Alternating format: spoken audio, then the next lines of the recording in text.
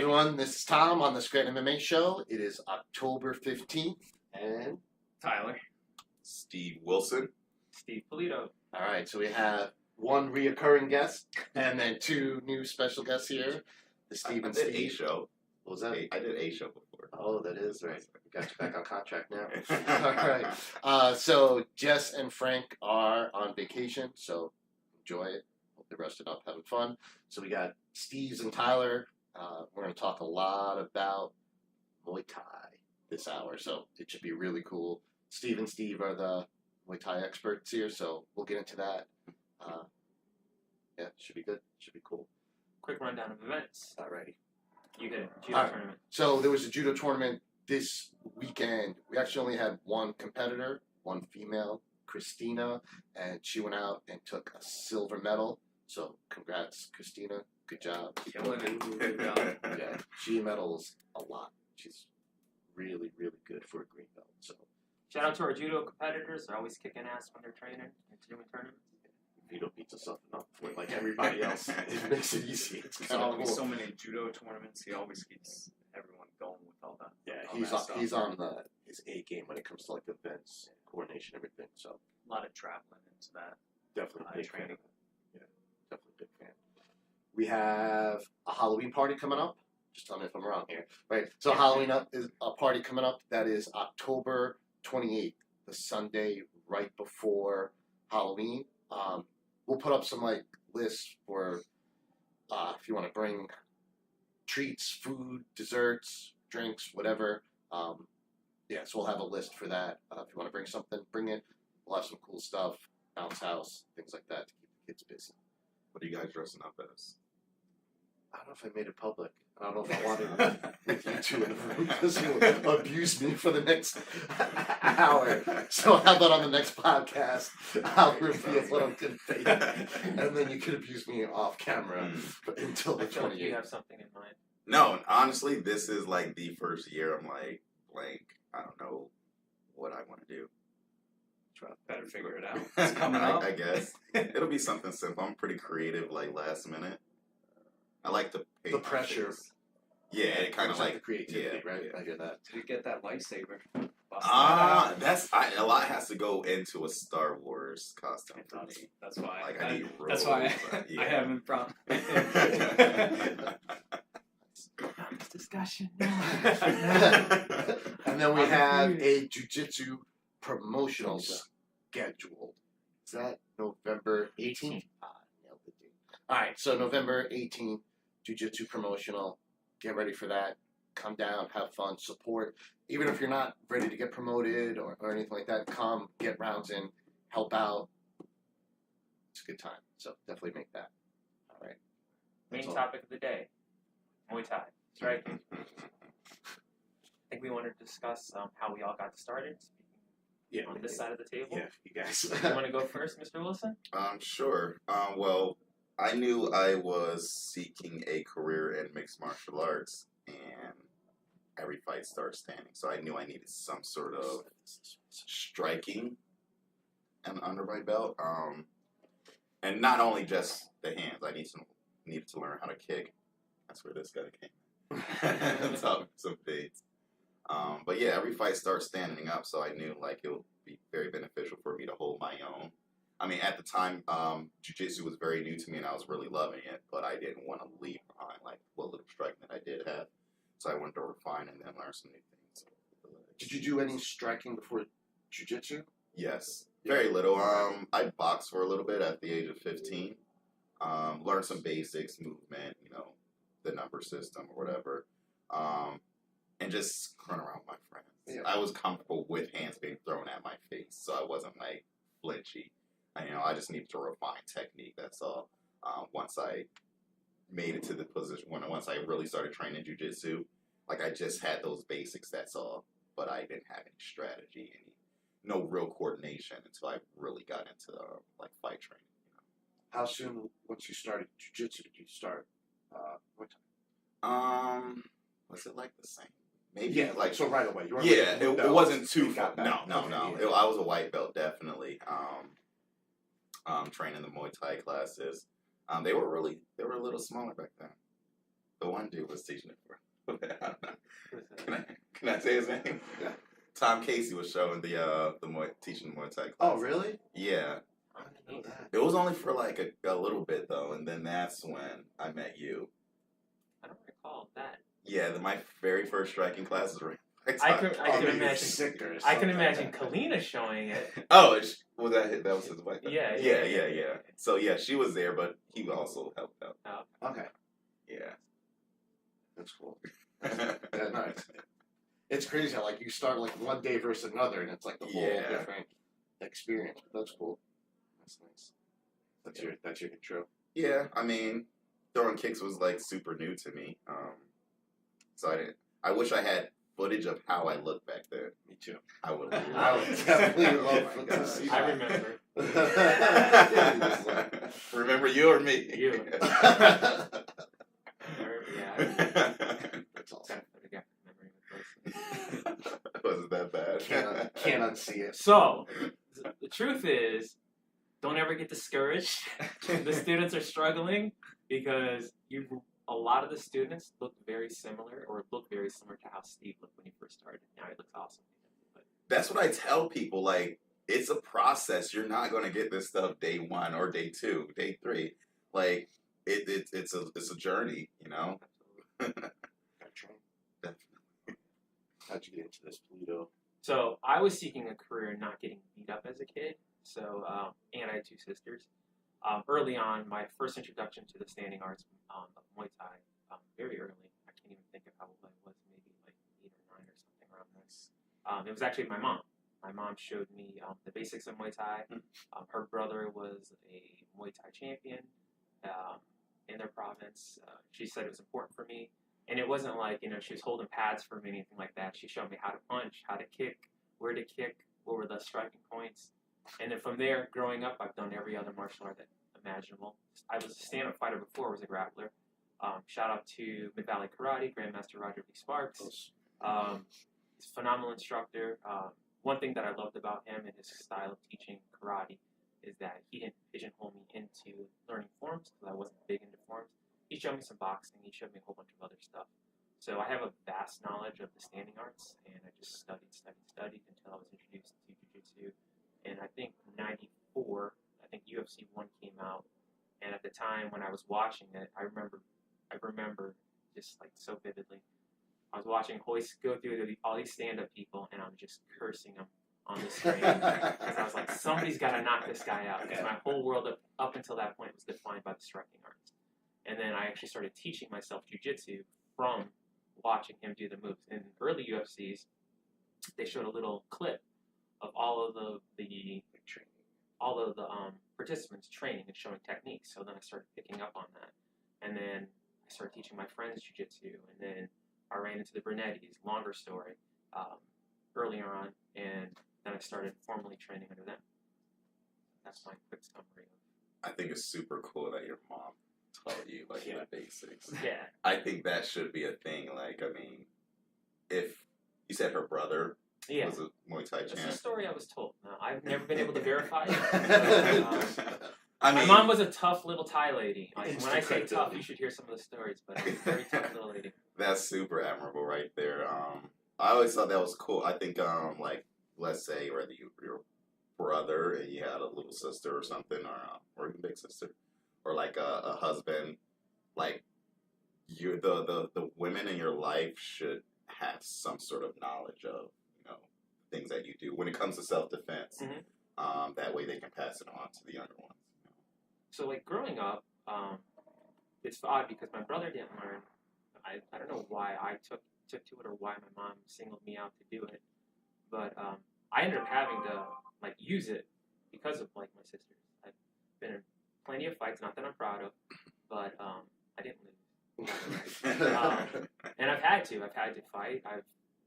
At earlier age, I've kicked people in the head. I've knocked people out. And if it weren't for that, like I think that That's awesome. my childhood, my high school time, everything would have been different had I not learned how to fight and defend myself or defend my mom used to have a saying, right?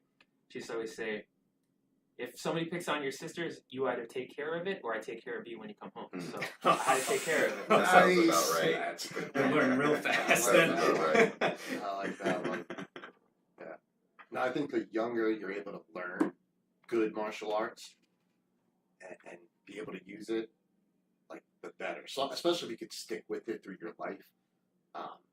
Because I wish I would have learned stuff years. Like Oh my I'm the gosh. classic like was bullied, learned martial arts, things are better. Yeah. But like if I knew it before, I wouldn't have had that like Do you the think sad part of my life where you're getting bullied. with that being said, though, do you think it's like kids should kind of get bullied at some point?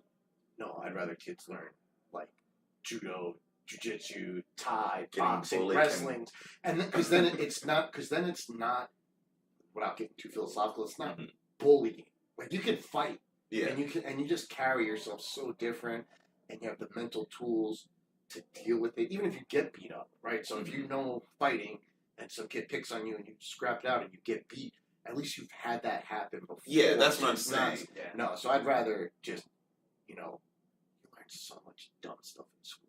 Yeah. Like, yeah. I love school, gotta learn stuff, but you learn so much stuff that you never do. Like, why not just have some mats and gloves? Like, if, you don't want to do wood shop. You don't want to do computer programming. You don't want to learn to type. Well, there's mats. Go learn that stuff. That'll be interesting. Why not make that just more available, and something Yeah. you can stick with? Because In those some lessons, countries, I think that there is actually a martial arts system, like in school. I think Korea, Korea, Japan. Japan.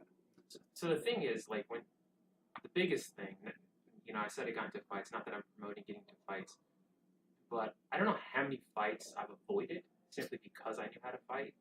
And Kick one guy in the face. That deters a whole lot of people That from and- lining up. in the confidence that you have to not have to fight, and people generally can get a sense of whether you're able to take care of yourself or not.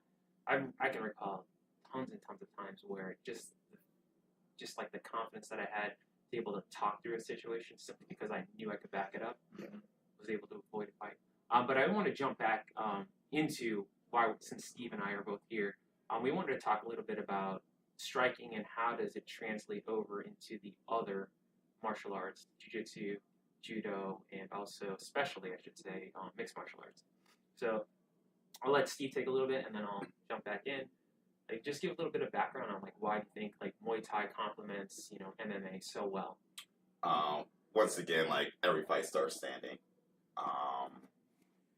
I want to say everybody's going to have their go-to art. Some guys feel better on the ground. Some guys feel better standing. Everyone should be somewhat well-rounded. But every fight starts standing, and a good way to make your way to the ground is with punches. In some cases kicks even.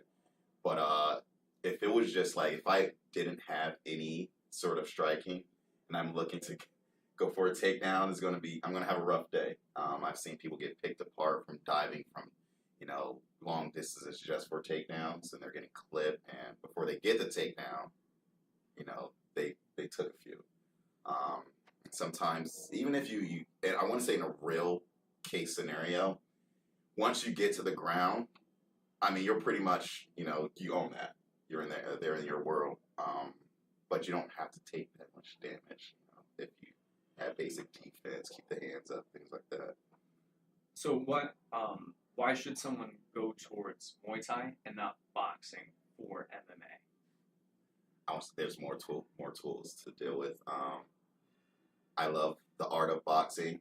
However, it can be kind of one-dimensional. When you put fighting in the mix and self-defense, nobody's going to stand up and box with you.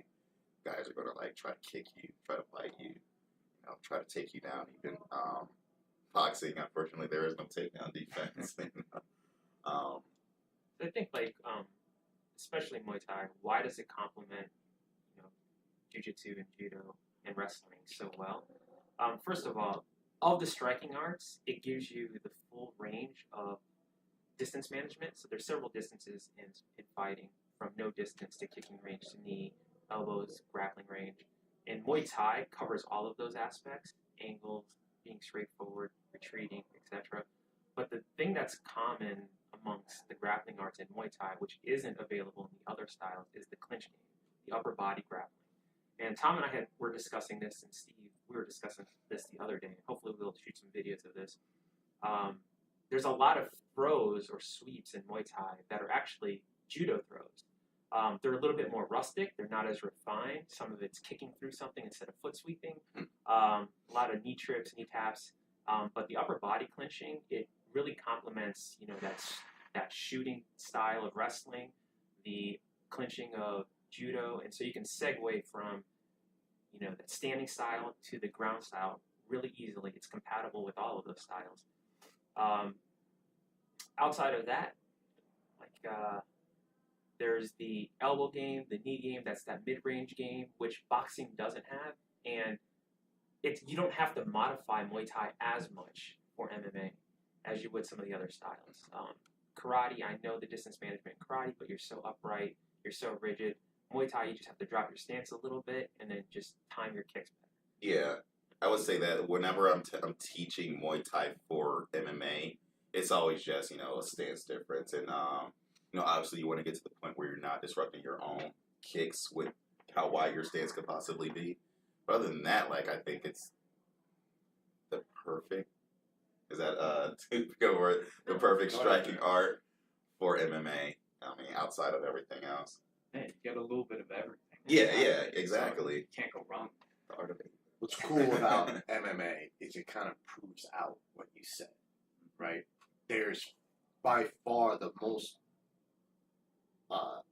art that dominates striking is Muay Thai. You get a couple karate guys. Yeah. Now you'll see they modify so much. Oh, yeah, you get guys that start with boxing or even American kickboxing or kempo, but that pool of fighters is so small, and they start basically doing Muay Thai. In the 80s, we'd be having this philosophical discussion. You could say Muay Thai, and maybe I could say Tang Sudo, and there's only way to find out. And now there's so many matches that just go, oh, if you're gonna start, just start with Muay Thai. That's definitely the way to go for MMA. There's other arts, all arts, most arts have good value when it comes to fighting, but as far as covering the most for striking, it's really not even close, I don't think, anymore.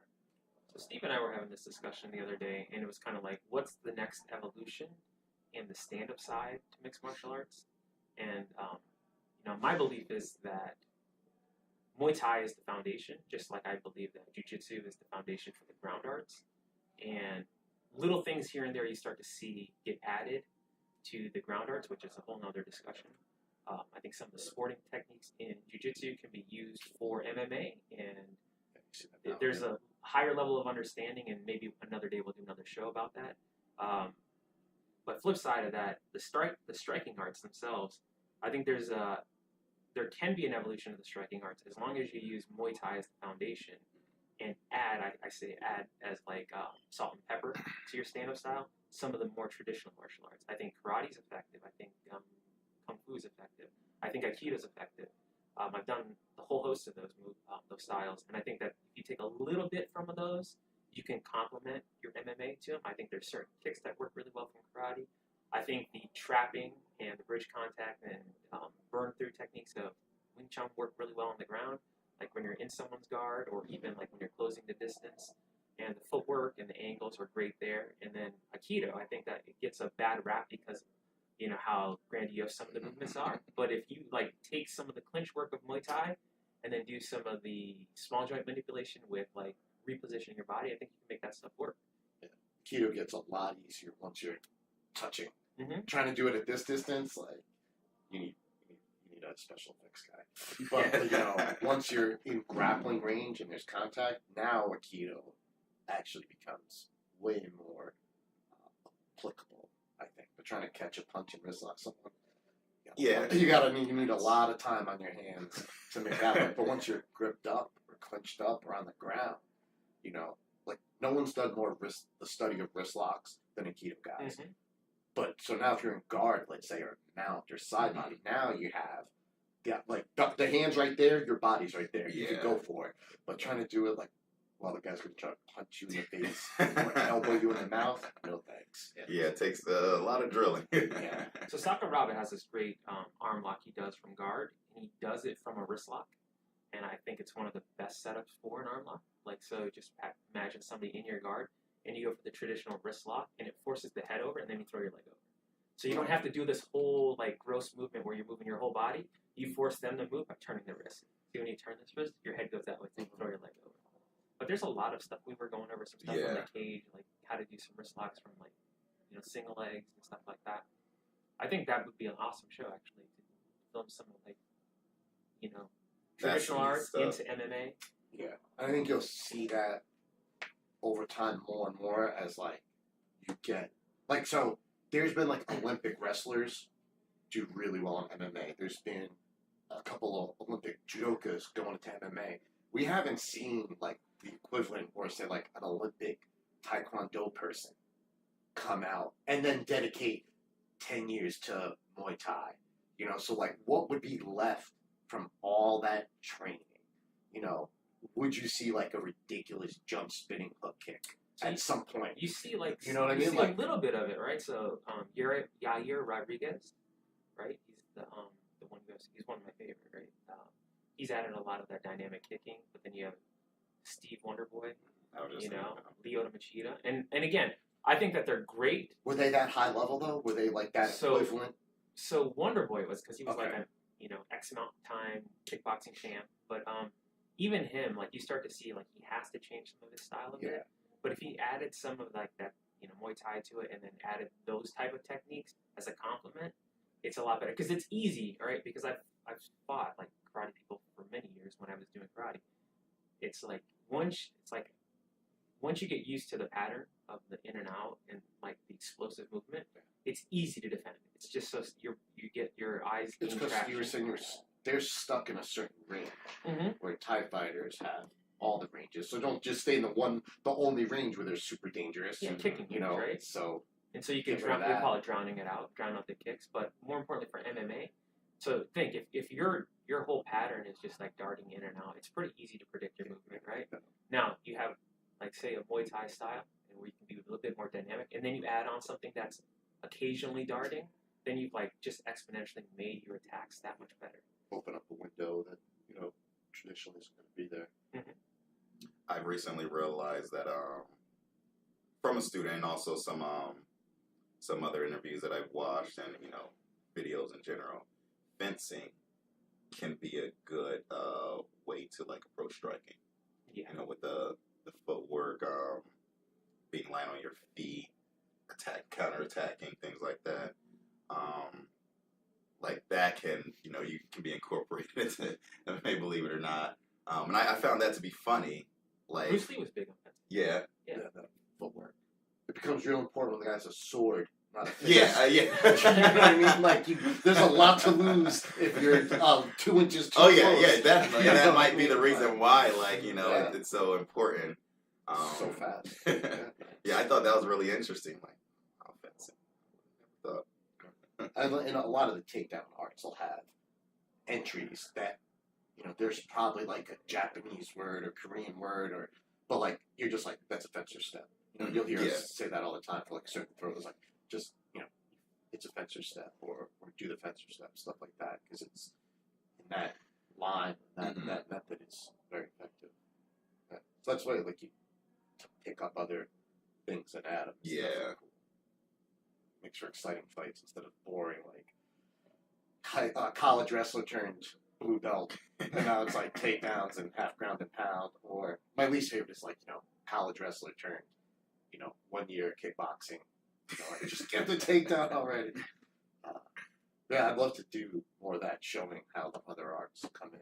I still think we'll see it with, like, you know, what's the equivalent of the Grandmaster Aikido, like the son who's 18 and done it for, like, you know, 17 and a half years, and I was like, Pop, I want to do MMA, and, like, really devotes himself to it. You know, do you think you're going to get a lot of that this day and age, though? More than you have in the past, because MMA. So, like, you know, judo guys, so I have, like, a judo story, right? Japanese heavyweight wins the Olympics, and, like, the next 3 months, quits, moves to Coconut Creek to do MMA. Like, that's unheard of. Like, I have you a know? harder time believing that somebody can come from a pure traditional background, and I should be the one to talk because I came from but I wasn't indoctrinated into like some of the culture of it. oh, where it's like, hard because you have to be this- like, the katas and stuff like the forms. It's harder because I think that they're indoctrinated into that train of thought, and Yeah. so it's harder for them to adapt. I think it's easier to learn MMA with the foundation of Muay Thai and Jiu-Jitsu, and then start adding those other things to it. yeah, that's I true. agree. And I don't think you have to be grandmaster level or equivalent to like make those techniques work. I think like if you're taught the right way, where you don't have to like splice it out and say, oh, this is Aikido, or this is Kung Fu, or this is a It's karate all technique. MMA now. Yeah, It's all MMA now. What We're fighting. MMA is nothing more than a word that means, or Jeet Kune Do is the equivalent to MMA to me. Like I think that taking what works and applying it to your style and making it work for a fight, that's what Jeet Kune Do was originally intended to be. And I think one of Bruce Lee's quotes, I think it was at the beginning of his book, The Tao of Jeet Kune Do, was he regretted naming it Jeet Kune Do because he felt it confined it as a style. As soon as you put a name on it, Yeah, now it's a style. yeah. This whole thing was like no style, but It's funny that you say that too, because like certain video games, like they have someone style Jeet Kune Do, and it's always like Bruce Lee. Like there's always a Bruce Lee character in every game that does Jeet Kune Do. Like That's actually a good segue. Something that we wanted to talk about in previous, and we'll kind of bring back to Muay Thai in a second. But like, it's the evolution of fighting, and then when you have innovators hit the wall and start saying that their style is the end-all be-all, even though they were credited with transforming or transcending an art. Okay, like Bruce Lee is a prime example. Like, do you think if he did not pass at such an early age, you think that what is taught as Jeet Kune Do today would be what he wanted it to be? I don't think so. yeah, no. And so, if you're not into martial arts or I guess Bruce Lee, Jeet Kune Do, but like the same exact thing happens with next was first was like judo. So Kano took 3 forms of jiu-jitsu and made his judo. He dies and it's like, all right, book's closed, stop. And it's like, wait a minute, this young guy just took from everything, was like, check how cool this is, let's teach it. But it wasn't like a dead art, like this is the closed system. And then, the Gracies learn judo and they develop and innovate, but now we're supposed to be like, all right, yeah, we're done, just do that. And it's like, you gotta, if you don't change, some guy's gonna, wrist lock you. And you're like, why didn't I? You know what I mean? Like, and if you watch, like, I love going on like World Star and watching street fights. Yeah. I think it's really good. But if you watch, I just go to YouTube. yes, It just seems a but little like more if you watch classy. fights that happened, like say pre-2000, and there was like the UFC by then, but it wasn't like in our society as much. Versus now, it's exponentially more MMA techniques like guillotine, Somebody knows a guillotine. double legs, guard stuff. And it's like for us, we're like, that's not jujitsu. It's not, but they're doing something and the Yeah. more, it's almost like any jujitsu is better than no jujitsu, right? So, but like knowing it, yeah, you're gonna destroy it, but you'll see it more and more. So like, yeah, the arts themselves need to like constantly adapt. And Yeah.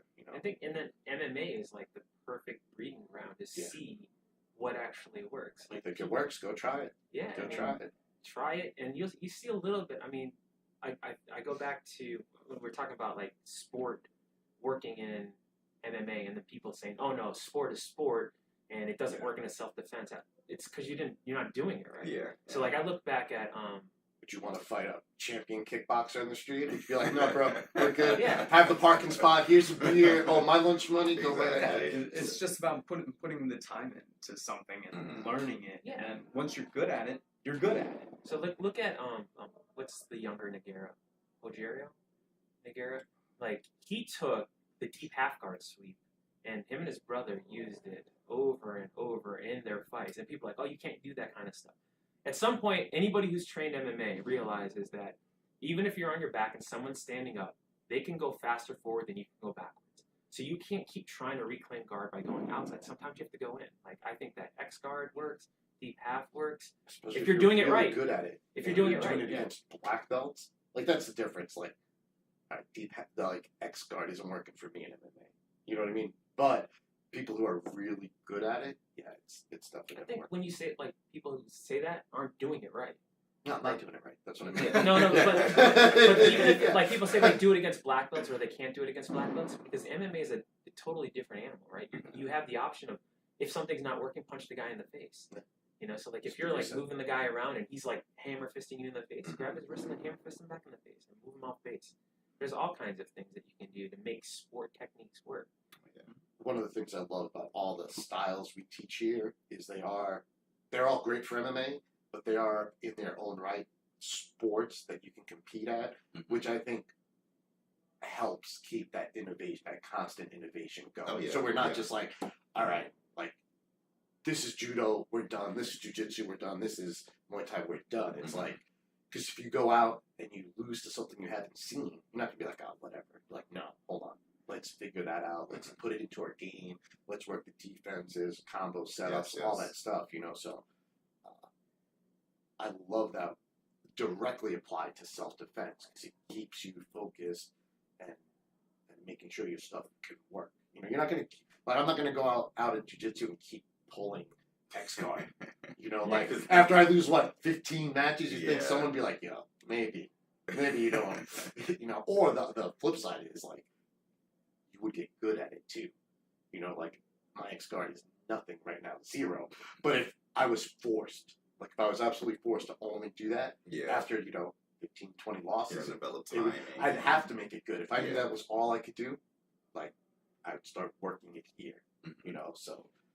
So before I get lambasted, okay, because I have this feeling that, somebody's going to say something about, I'm not saying that, hey, go out and, like, forget all your basics and try an X guard or try single leg X in a fight. I'm saying, again, like the traditional martial arts to MMA, I think that the sporting aspect of all styles can be used as a complement to your basics. At the end of the day, your basics are your foundation, right? So it's how good you get with them, and then how efficient you are with those things, and then how can you add on to those things. That opens up a question, though, like, where did all these, like, traditional martial arts start off? If there was, like, fighting had to have always been fighting, right? Mm-hmm. So, like, what would make you just take this one part of fighting and refine it outside of, like, the ground stuff or whatever? So like, the original, one why of the take a original big styles, group of techniques and just call it this and leave all this other stuff That's an behind? interesting conversation because, like, originally pancration, right, 2,000-year-old, it was MMA. It was Just wrestling, striking, and wrestling. Let's make a More new art, advanced. striking. I like that. Coined. But I don't know. I don't know what. So I know, so one way, I mean, so with jiu-jitsu, we should all know, if not all the same. And judo, it's similar. And with Thai, there has to be something similar too. So with judo, the idea was the fight starts standing, right? Now it is a little more, it's old enough where, like, people are still fighting in armor a lot. But even take that aside, it was like, if me and you are going to fight, and, like, we want to win, not sport, we're going to fight. Yeah. And I throw you hard, that probably ends it. Again, if you were in armor, it's rough. But even if not, if I get a dominant position, knee on belly, mount, side body, the odds are very, very much in my favor. You know, like, so that's it with judo. Like, dominate the standing, grappling part of the fight. That's the difference in philosophy, as I see it, between Muay Thai and judo. Is we're gonna fight. We're gonna start standing, and I can dominate the standing grappling portion. All things being considered, the odds are tremendously in my favor. You know, jiu-jitsu took it, well, all right, don't get thrown on your head then. Let's take it to the ground, dominate that, we win. And I think Muay Thai actually covers 2, where you're like you got to get your hands on me first, and that might not happen. And even if you do, it's not over yet. Yeah. You know, you hear that phrase all the time, just crowd a wrestler, crowd a boxer, and you're good. They can't punch you. They can't hurt you. A striker can't hurt you when you're in close. And don't think that if you clinch up with a Thai fighter, like, because you're gonna relax and then go to sleep. I think like I know. now you're thinking, talking it through. There's probably martial side, the military side of martial arts, right? That led to it. Because if you're fighting, like, it was like that whole one strike, one kill mentality. You didn't want to, like, wrestle with someone because you get stabbed in the back or whatever. I think, like, so modern Muay Thai is ring style Muay Thai. It's not the martial art Muay Thai. Muay Baran would be the martial arts part of Muay Thai, where it has a lot of the rigidity of, like, the stancing and, like, it was a battle style. Can I cut in real quick? Sure. Do you actually, because I thought when I first found out about Muay Baran, I thought it was very interesting. Do you incorporate that into, like, some of your teachings that can be practical in an actual sports setting? Absolutely. So there's some techniques that you learn from Muay Baran. I can't display them right now, but Why not? one of the Let's do it. a little too tight right here. But normally, like, we show, like, counters to kicks. One of the techniques that I learned was, like, blocking the knee. So you elbow the knee instead of just, like, trying to catch it or block it. You actually block it, and then at the joint of the knee as the kick is coming, you elbow the knee. And, like, that's a Muay Baran technique, and it works. Like, if you get cracked with that, you're not going to throw the kick. You probably hyperextend your knee. Like, some of those things, I should say, a lot of those things work once you learn how to do them. Yeah, that is like the drawback of the sports side, right? Is you take away some of those, like, dangerous techniques, but I think the benefits far outweigh that. So, like, judo was big on taking the dangerous stuff in jiu-jitsu, like Seanagi, where you throw through the elbow, versus,